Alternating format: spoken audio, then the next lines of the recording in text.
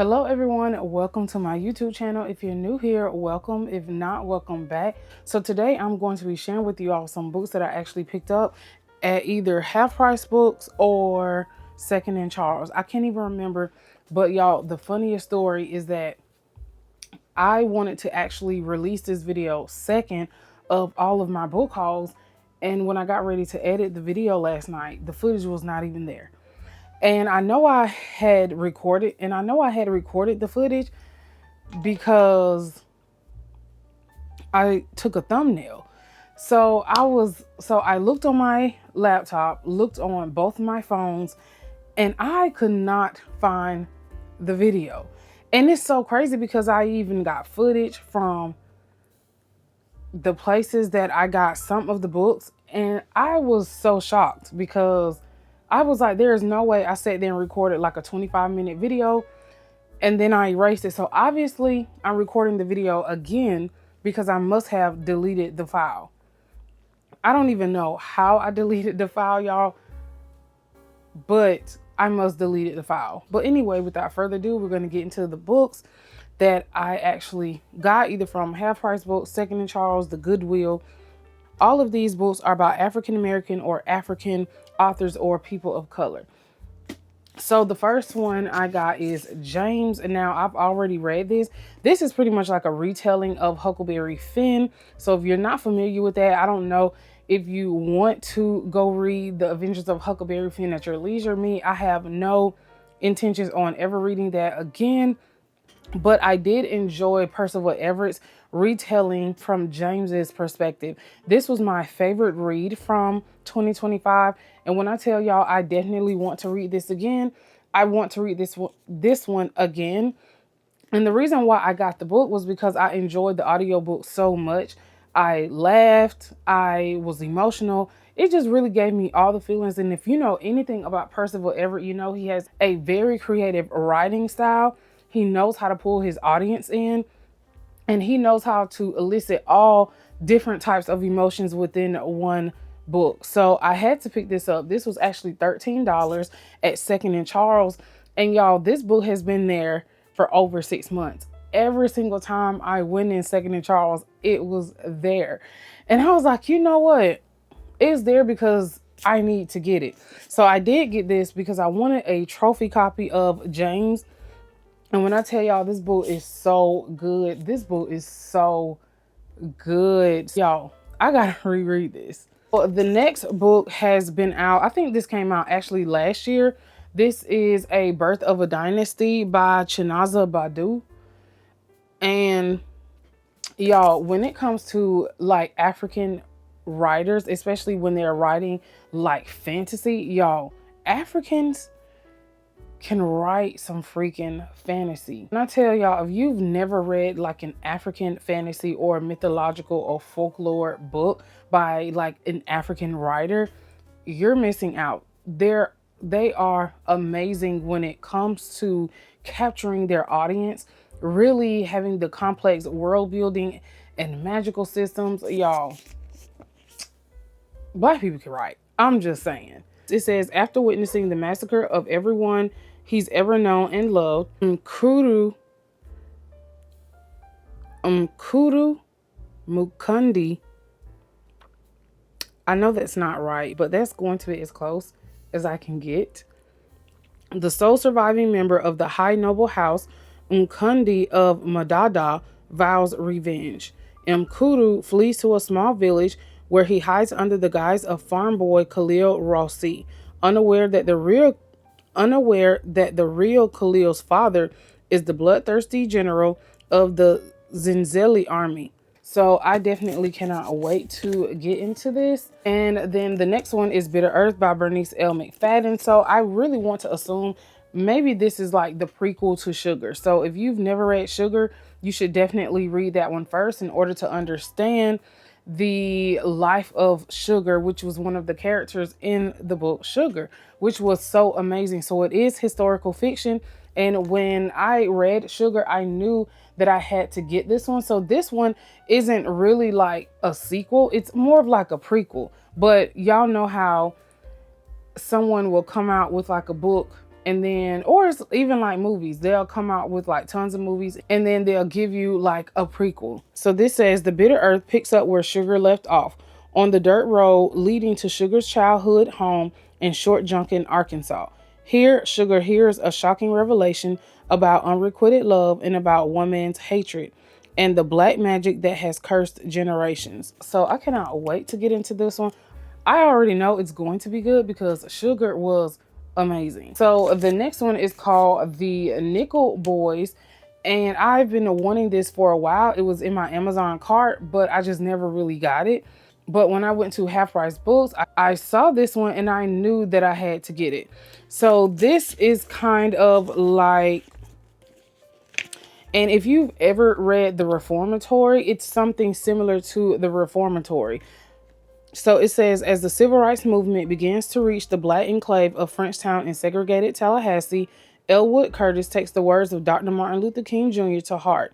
He is as good as anyone, abandoned by his parents, but kept on the straight and narrow by his grandmother. Elwood is a high school senior about to start classes at a local college. But for a black boy in the Jim Crow South of the early 1960s, one innocent mistake is enough to destroy the future. So I've heard a lot of people talk about this book and they kind of compare it to The Reformatory.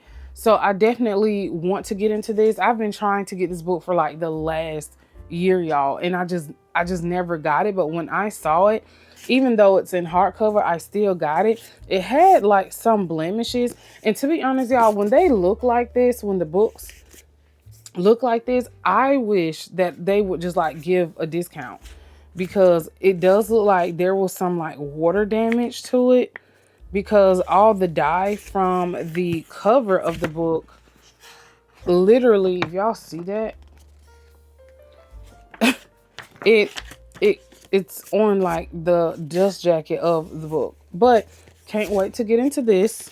Then I got We Refuse by Kelly Carter Jackson. This is actually an African American studies historical nonfiction. And this is how it looks. It's so pretty. This literally reminds me of Favorite Reader. And it says, Black resistance to white supremacy is often reduced to a simple binary between Dr. Martin Luther King Jr.'s nonviolence and Malcolm X's by any means necessary. We Refuse, historian Kelly Jackson looks beyond the false choice, offering an unflinching examination of the breadth of Black responses to white oppression, particularly those pioneered by Black women. So I ended up picking this one up at Books A Million. So this was a regular price along with this one. And this one is Zora Neale Hurston's You Don't Know Us Negroes. Y'all know I had to pick this up because y'all know I love Zora Neale Hurston, right? So this is a quintessential gathering of provocative essays from one of the world's most celebrated writers, spanning more than 3 decades and penned against the backdrop of the birth of the Harlem Renaissance, Montgomery bus boycott, desegregation of the military, and school integration. Hurston's writing articulates the beauty and authenticity of Black life. And y'all, she is one of my favorite writers of all time. So I can't wait to get into this. And then I found at the Goodwill, y'all, I'm just going in any order because it's my second time shooting this video. So this is Maya Angelou poems, and this was like $1.91 from the Goodwill. I really have never really been into poetry like that, and when I saw this, I decided, you know what, I'm gonna pick this up because I think I want to read poetry. I think I've only read like 2 of her pieces, which is ridiculous, I know, but I've not really been into poetry. I've never really been into poetry, so I really want to get into poetry. And the person that's inspired me to really get into poetry is Shard Reeds. She's always talking about Black authors who write poetry. So I was like, you know what? I think I want to get into some poetry. So this is pretty much like a compilation of like all of Maya Angelou's poems. And some of the poems that are in here, there's like a context. They went home, the gamut, a Zorro man, to a man, no loser, no weeper, remembering in a time, tears. So she has, it's like over 60 pieces of poetry in here. So I cannot wait to get into this one. And then we have The Street by Anne Peachtree. And I actually, well, I've already started reading this. You can tell by the tabs. I actually started this week. This particular cover, I think, came out in like 1974.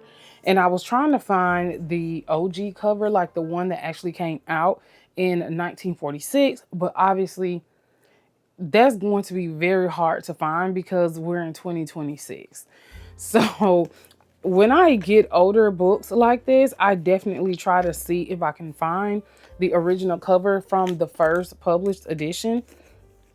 So if you can see this, I absolutely just love the cover. So I think I paid, I'm not sure how much I paid for this, but it probably was like $8 or $9, I think. And you can definitely tell this one's really old because I think when this came out, it was only $12.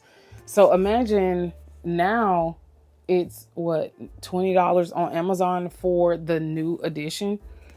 The Street tells the poignant, often heartbreaking story of Ludi Johnson, a young Black woman in her spirited struggle to raise her son amid the violence, poverty, and racial dissonance of Harlem in the late 1940s. This was first published in 1946.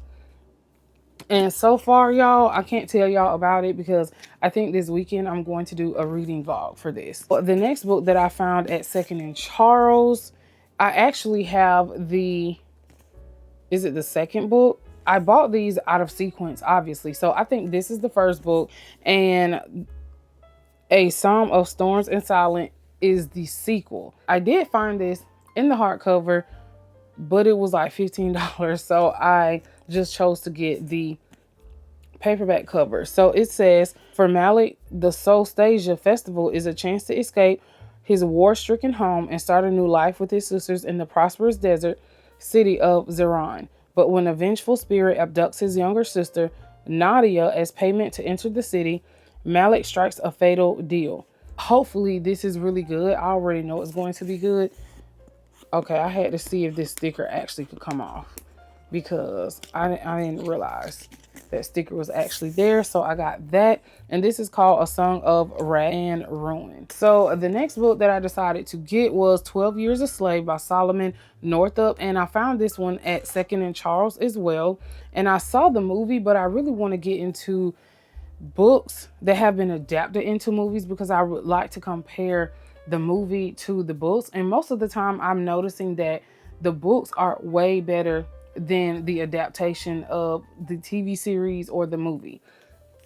So this says, landowner, carpenter, and skilled violinist Solomon is living comfortably with his wife and children in Saratoga, New York, when two circus promoters offer him work as a traveling musician. They then drug and kidnap him and sell him into slavery. So I can't wait to get into this. So this is 12 Years a Slave. Let me know in the comments if you've read this as well. So now the reason why I got Dark Water is because I wanted to read something by W.E.B. Du Bois. And this was the only book that I saw in half price books. And they had like different covers, but I liked this one better. So this one says, a blend of expressive autobiography, poetry, essays, and science fiction. Dark Water explores the political climate in the wake of the First World War. Themes of politics, education, gender, and economics run alongside the much larger discussions of race. So now this one I absolutely had to get, but I was trying to find the books separated because I really wanted separate books.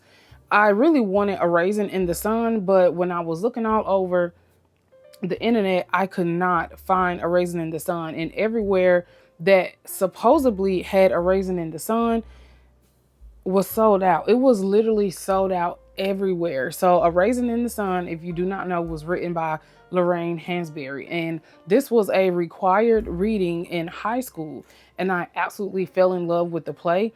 I don't think we ever acted out the play when I was in high school. I think we just read it and we had to discuss the piece. We also watched the movie, I think the one with Sidney Poitier in it. So we watched that one. I've never seen the, I don't know if I've seen the like modernized version or the remake version of A Raisin in the Sun. But when I tell y'all, it was one of my favorite plays to read. It was one of my favorites to watch.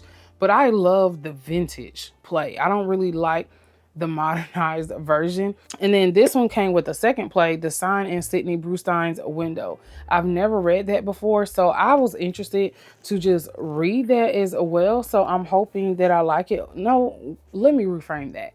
I know that I'm going to like it because Lorraine Hansberry, genius of her time. So if you've never heard of A Raisin in the Sun or the other play, by the time of her death 30 years ago, at the tragically young age of 34, Lorraine Hansberry had created two electrifying masterpieces of the American theater.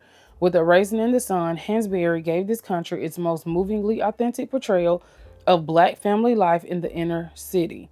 Then 5 years later, The Sign in Sidney Brustein's Window, Hansberry gave us an unforgettable portrait of a man struggling with his individual fate in an age of racial and social injustice.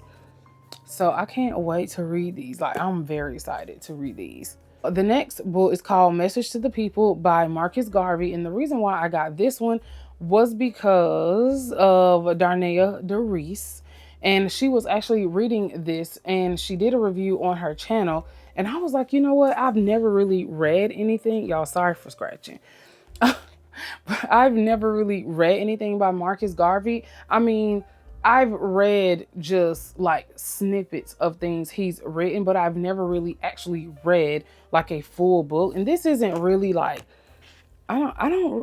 this isn't really like a long book. The words are kind of small, but this is, look how small this is. This is almost like a novella.